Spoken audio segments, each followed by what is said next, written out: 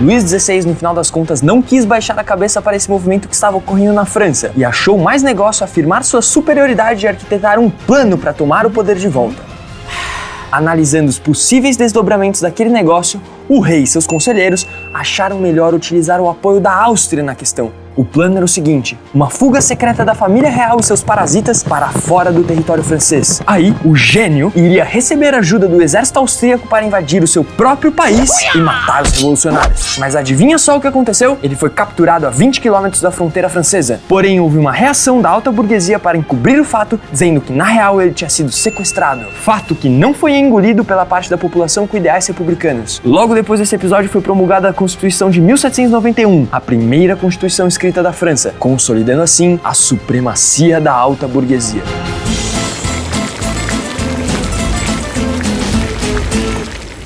Quando em 1791 a Assembleia Legislativa começou a funcionar como previsto na Constituição, a burguesia se viu com o poder real de solidificar definitivamente a sua influência no poder do Estado francês, já que a maioria esmagadora dos deputados eram burgueses. E é nesse exato momento que o termo generalizador burguesia começa a entrar em colapso, uma vez que essa classe denominada burguesia não era nada homogênea, e suas diferentes partes defendiam projetos quase que opostos. Em outras palavras, rolou uma disputa interna entre grupos burgueses para ver quem que ia dar as cartas. Essa disputa foi travada na sua maior parte entre os girondinos e os jacobinos, que, colocando de um jeito simples, eram respectivamente a alta burguesia e a pequena burguesia. Os girondinos eram conservadores. Eles queriam manter a monarquia. E como já se encontravam bem confortáveis com a situação política na França, leia-se, estavam mandando na parada, viam com bastante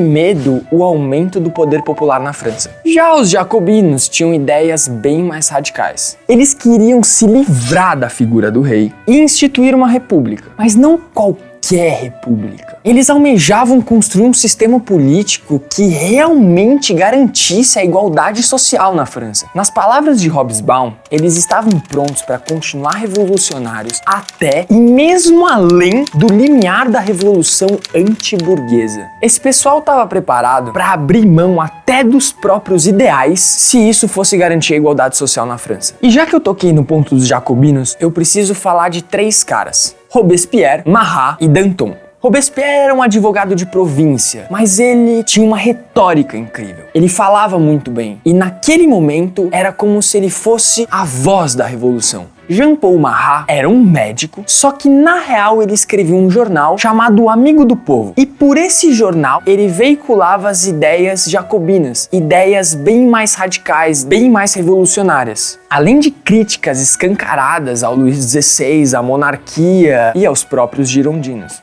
Se Robespierre era a voz da revolução, Marat era com certeza a escrita da revolução. Já o Danton era um cara mais moderado. Apesar de ter uma opinião forte quanto ao futuro da França, ele não poderia ser classificado como um exaltado, assim como o Marat e o Robespierre. Mas enfim, voltando para a consolidação do poder burguês. Os girondinos achavam que o melhor jeito de eliminar a nobreza contra-revolucionária e unir o povo francês era travar uma guerra de mentirinha contra uma nação estrangeira. Assim eles poderiam, com a sua autoridade e liderança, emergir vitoriosos e blá blá blá blá blá. Mas isso sem se esquecer do fato de que eles iriam lucrar bastante com uma guerra, já que eles iam fornecer roupa, armamento e todas essas coisas para o exército, né? Opondo-se aos girondinos, os jacobinos defendiam que, primeiro, eles tinham que vaporizar a nobreza dentro da França e só depois eles iriam partir para a treta com os restos dos nobres na Europa. E nesse toma lá da cá, tinha o rei e a nobreza da França, que estavam muito fracos politicamente e moralmente para tomar o seu poder de volta. E por isso acreditavam que só uma intervenção estrangeira poderia consertar as coisas a seu favor. E olha só que coisa! O rei e os girondinos, mais uma vez, estavam pensando muito parecido. E não à toa o rei, em 20 de abril de 1792, declarou guerra à Áustria, que logo se juntou com a Prússia. Acontece que os girondinos não viram muito bem essa chegando e mandaram mal, e não conseguiram dar cabo do exército austro-prussiano, que secretamente tinha Luís XVI como seu aliado interno na França. Essa inabilidade política e militar resultou na invasão do próprio país deles. Meio bad, né? E essa invasão de fronteiras gerou insatisfação popular. E essa insatisfação popular gerou um sentimento antimonarquista pró-republicano. E assim a figura do líder jacobino Robespierre foi começando a ganhar destaque. No dia 9 de agosto de 1792, foi instaurada a Comuna Insurrecional. E foi essa comuna que comandou, um dia após a sua criação, uma invasão do Palácio do Rei. Mas o nosso mago das fugas vazou dali procurando abrigo na Assembleia, que era dominada pelos girondinos. O que aconteceu ali foi o seguinte: basicamente o rei foi destituído ou suspenso, de acordo com os girondinos, e para substituir o rei foi criado um conselho executivo temporário, que logicamente era dominado pelos girondinos, que logicamente era dominado pela alta burguesia. Em contrapartida a esses acontecimentos não tão favoráveis assim à comuna, ela acabou exigindo que fosse criada posteriormente uma convenção. Convenção essa eleita por sufrágio universal, com o objetivo de futuramente formar uma nova Assembleia Constituinte e decidir o destino de Luís XVI. Em outras palavras, o que os jacobinos queriam é que, em primeiro lugar, a Constituição de 1791 fosse mudada para ficar um pouco mais igualitária. Em segundo lugar, eles queriam redefinir qual seria o papel do rei nessa nova sociedade francesa. Só que se passaram alguns meses até essa convenção de fato acontecer. E nesse meio tempo, a Comuna Insurrecional fez várias fitas. Sob a desculpa de salvar e aprofundar a Revolução Francesa, eles conseguiram aprovar a criação de um tribunal criminal extraordinário para julgar crimes de contra-revolução. Esse tribunal, gente, executou pessoa pra caralho. Foi sangue pra todo lado. Institucionalizou a prática da violência organizada ou terror para conter as legiões de traidores ocultos dentro das paredes francesas. Foi hardcore o bagulho.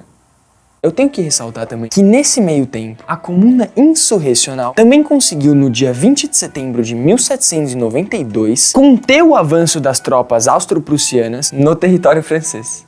E olha que esse fato foi alcançado apenas com batalhões de soldados voluntários. Não era nem um exército profissional, eram soldados voluntários. E olha que o exército da Prússia era bem nóia. Mas voltando para a convenção, no dia 21 de setembro de 1792, 749 deputados se reuniram ineditamente para discutir que ia acontecer naquele inferno político. Só que o que ninguém que participou daquela reunião sequer imaginava é que o lugar que cada um daqueles grupos ocupou na sala de conferência ia acabar virando vocabulário político de referência até os dias de hoje. Saca só, os girondinos se sentaram à direita da sala. Os jacobinos se sentaram à esquerda da sala, numa parte mais elevada. E daí que vem o nome Montagnês. Se você algum dia escutar o Partido dos Montanheses ou os Montanheses ou alguma coisa assim, agora você já sabe que eram os jacobinos. E o pessoal mais oscilante, assim, mais indefinido, das ideias, tudo mais, acabou se sentando no centro. Percebeu? Até hoje, a gente usa direita para falar de um cara conservador, reacionário. A gente usa esquerda para nomear pessoas radicais, revolucionárias. E centro para falar de quem fica em cima do muro. Bom, nessa primeira reunião da convenção foi decidida, por unanimidade, que a monarquia ia ser abolida e que uma república deveria tomar o seu lugar. Da hora, né? Certo, até aí os caras estavam concordando. Mas e depois disso? E agora? Já que você decidiu que você vai terminar com a monarquia, o que você vai fazer com o rei? A real é que os girondinos até queriam revolucionar. Só que eles não queriam fazer concessões ao povo e nem agir ilegalmente, de acordo com a Constituição de 1791, que favorecia eles. Enquanto os montanheses, ou jacobinos, como você preferir, queriam mobilizar o povo e dane-se o resto. Nas palavras de Robespierre, não se pode desejar uma revolução sem uma revolução.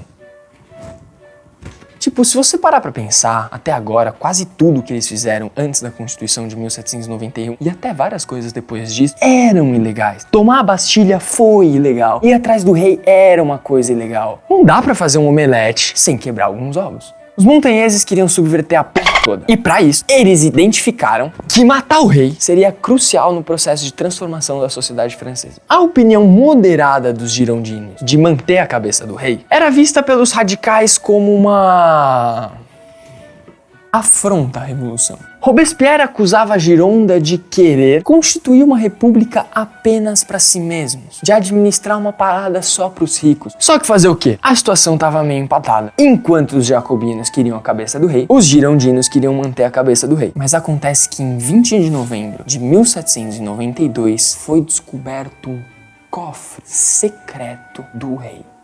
E nesse cofre do Luís XVI tinham várias evidências de acordos conspiratórios com nações inimigas. Aí a situação começou a ficar complicada pro lado do Luís XVI, porque... Tsunaranaranara, tsunaranaranara. Em 11 de dezembro de 1792, Luís XVI foi a julgamento e depois de passar por um processo criminal, foi julgado culpado de crime por traição à pátria, sendo executado no dia 21 de janeiro de 1793.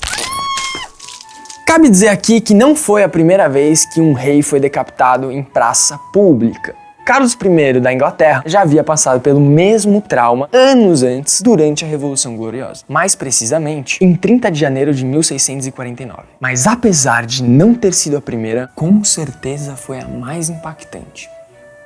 Só que se você quiser saber como a França entrou em guerra com metade do mundo, se inscreve! Valeu, galera. Os caras não conseguiram dar cabo do exército. Os caras não conseguiram dar cabo do exército. Mano, austro-prussiano é muito f*** de falar. Os caras não conseguiram dar cabo do exército austro-prussiano. Quem é?